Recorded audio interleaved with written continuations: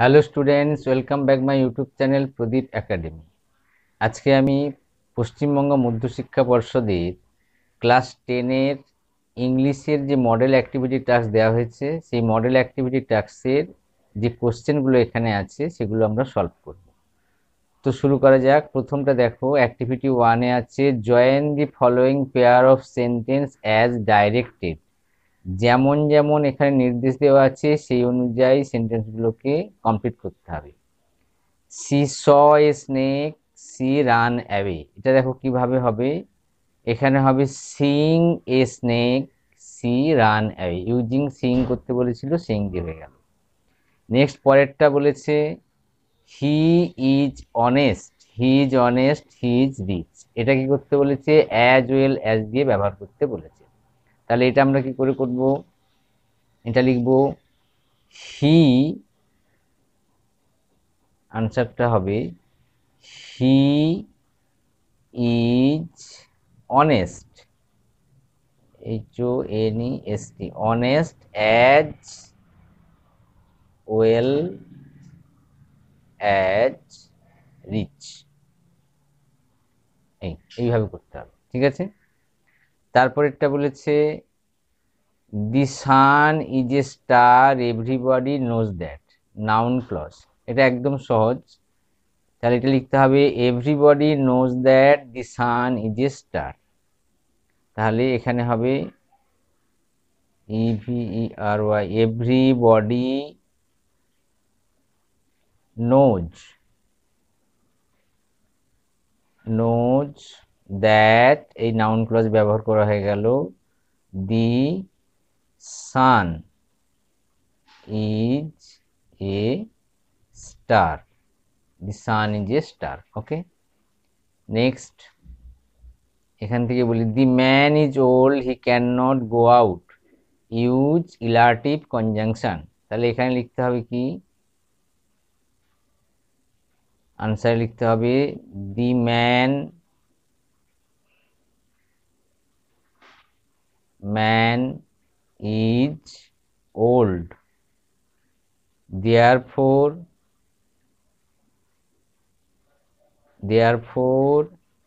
he cannot go out, therefore he cannot go out। ঠিক আছে, তাহলে আমরা অ্যাক্টিভিটি 1টা কমপ্লিট করলাম। এবার আমরা দেখব অ্যাক্টিভিটি 2। অ্যাক্টিভিটি 2-তে কি আছে? হ্যাভিং, এক second, having heard the news she fainted, মানে সংবাদ শুনে সে অজ্ঞান হয়ে গেল বা জ্ঞান হারিয়ে ফেললো। তাহলে এটাকে আমরা কিভাবে লিখব? এটা কি লিখবো? সি, দেখো having heard the news she fainted. তাহলে প্রথমে লিখবো she heard, heard the news, তারপরে এটা একটা সেন্টেন্স, তারপরে সি ফেন্টেড হয়ে গেল। দুটো আলাদা স্প্লিট করা হয়ে গেল, দুটো আলাদা সেন্টেন্স লেখা হয়ে গেল। তারপরে দেখো লেখা আছে it was raining heavily when she reach home. এখানে লেখা আছে দেখো it was raining heavily when she reached home. তাহলে হবে কি? It's rain heavily, it's rain heavily,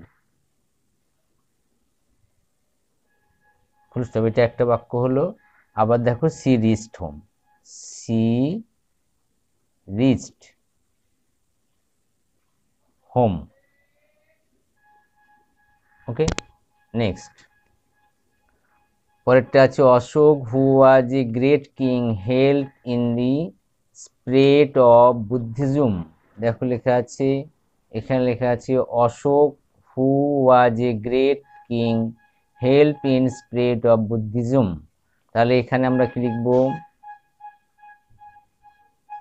Ashok, Ashoka, Ashoka বা অশোক লিখবে। Ashok was a great king, full stop হলো। তারপরে he helped in the spread of Buddhism.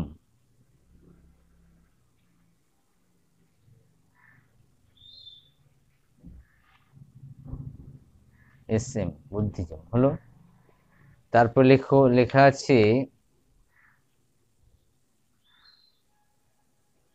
আছে দেখো, Shabnam thought that she would win the prize.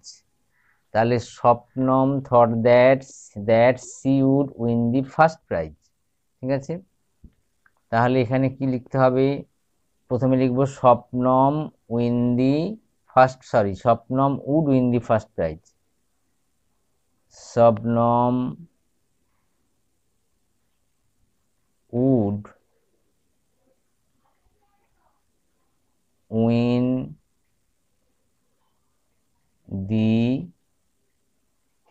Win the first prize.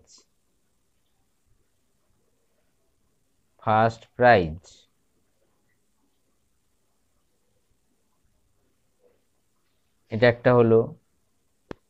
He thought it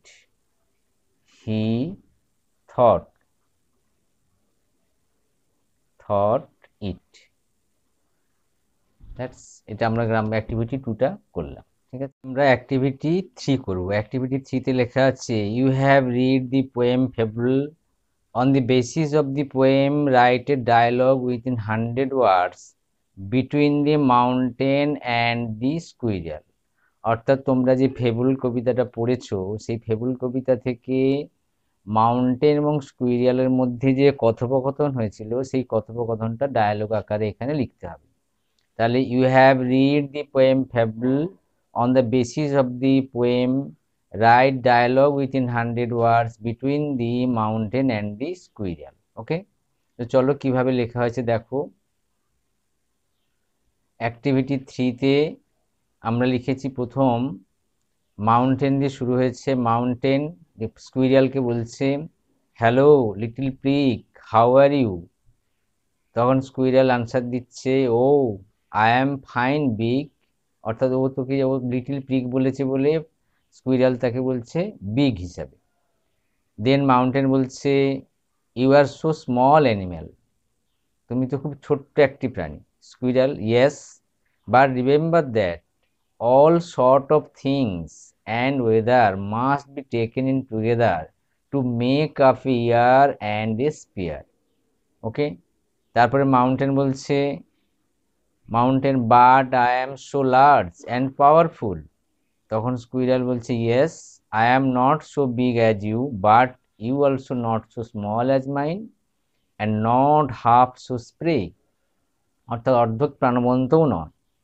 mountain বলছে, I make pretty tuck for you on my back. তখন squirrel বলছে, yes thank you for that, I do not deny for it, you are so grateful for me. আমি এর জন্য অস্বীকার করছি না, আমি এর জন্য আপনার কাছে কৃতজ্ঞ।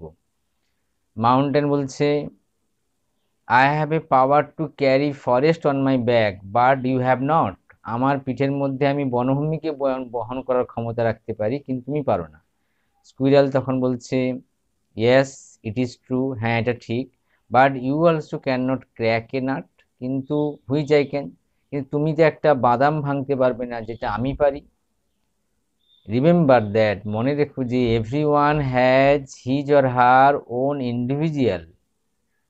ইন্ডিভিজুয়াল ট্যালেন্ট, প্রত্যেক মানুষের একটা ব্যক্তিগত বুদ্ধি আছে। And everything has its purpose in this world, এবং এই পৃথিবীতে তার প্রত্যেকের একটা উদ্দেশ্য আছে। No one is greater or loser than other, কেউ কারোর থেকে বড় অথবা ছোট নয়।